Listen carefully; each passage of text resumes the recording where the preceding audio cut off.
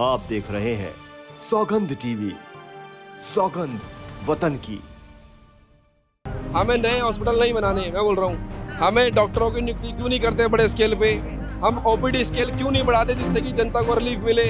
हम 2D hours, हम जो डॉक्टरों को आया हम वो 12 घंटे से 24 घंटे क्यों नहीं करते। तो मैं बोल रहा हूँ स्टार्टअप लोन भी आप मजबूती से अगर ज़मीन पर उतारते जनता के लिए, तो मुझे ऐसा लगता है ये लोग यहाँ ना चिल्लाते आ जाके।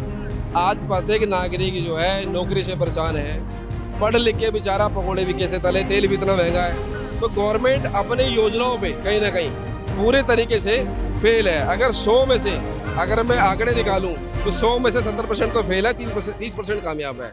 नमस्कार, आप देख रहे हैं सौगंध टीवी और मैं हूं आपके साथ राधिका शर्मा।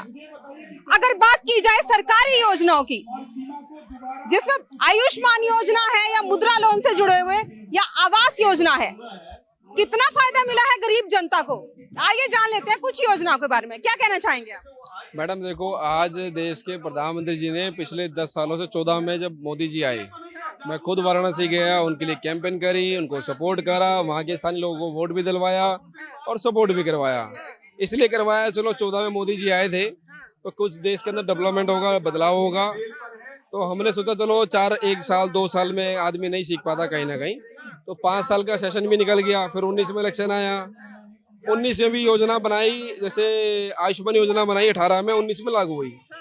तो आयुष्मान योजना भी मैंने देखा, जब हम दिल्ली के लोग हैं, दिल्ली के लोगों के लिए आज इतने टाइम से अभी रिसेंटली लागू हुई है, जब बराबर नियंत्रण बात उठाता रहा, अभी 1-1.5 महीने पहले दिल्ली के लोगों के लिए लागू हुई है। इससे पहले जब और राज्यों के लिए लागू क्यों करी गई। 7 सांसद हमारे MP दिल्ली के हैं। अब आप सोचिए, जो सरकार की योजना केंद्र ने बनाई और केंद्र के सांसद हैं, तो उसके बाद भी दिल्ली की जनता को वंचित सरकार ने क्यों रखा। क्या अगर रखा तो बता दें, इलेक्शन के लिए रखा, अब इलेक्शन आने वाले हैं तो इसलिए रखा। आज प्रत्येक नागरिक एक अपनी बीमारी से कहीं ना कहीं जूझ रहा होता है। आज भारत के अंदर में 4 बड़ी बीमारी हैं, एक गैस्ट्रो है, एक न्यूरो है, कार्डियो है, कैंसर की है।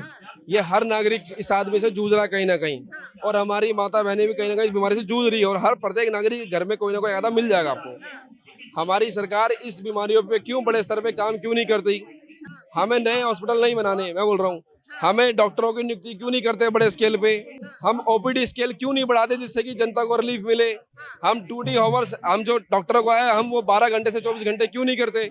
तो यहाँ पे दिक्कत क्या है, एडोलॉजी की है, एडमिटेशन की है। जो हमारा एडमिटेशन एम्स का जो पूरी तरीके से फेलियर है।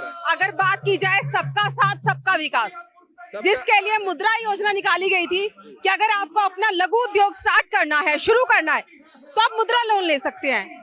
कितना फायदा हुआ है गरीब जनता को, किसने लाभ लिया उसका? अगर मेरी बात कोई झूठी है या कहना है मैं फर्जी है, तो आप ऐसा करो, जिसको अथॉरिटी ऑफ इंचार्ज बनाया ब्रांच मैनेजर को लोन देने में, आप उसी के पास जाके सर्वे करो। पहले तो उससे पूछ लो कि भाई देश के प्रधानमंत्री जी ने ये स्वयं बोला था कि मुद्रा लोन, MSME लोन और 50,000 तक का लोन तो देना ही देना है।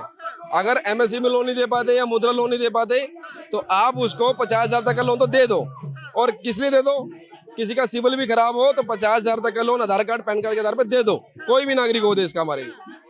लेकिन क्या हमारे रिजर्व बैंक ऑफ इंडिया के जो ब्रांच मैनेजर थे, उनके खुद ही सर्वे करो कि कितने लोगों ने लोन दिया। आपको वहीं से दूध का दूध और पानी का पानी हो जाएगा, पहली बात।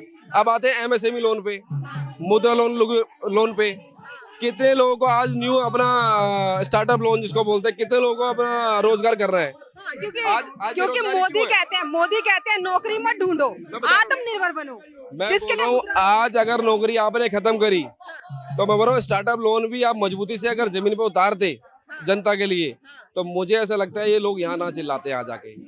आज प्रत्येक नागरिक जो है नौकरी से परेशान है, पढ़ लिख के बेचारा पकौड़े भी कैसे तले, तेल भी इतना महंगा है। तो अगर तेल भी तलना है पढ़ लिख के, तो मैं पकौड़े भी तलने के लिए तैयार हूँ, तो तेल तो सस्ता करवा दो। तो ऐसी बहुत सारी पॉइंट टू पॉइंट चीजें हैं। रेल है, गेल है, बेल है, सब चीज जो प्राइवेटाइजेशन पे तेजी से हो रहा है।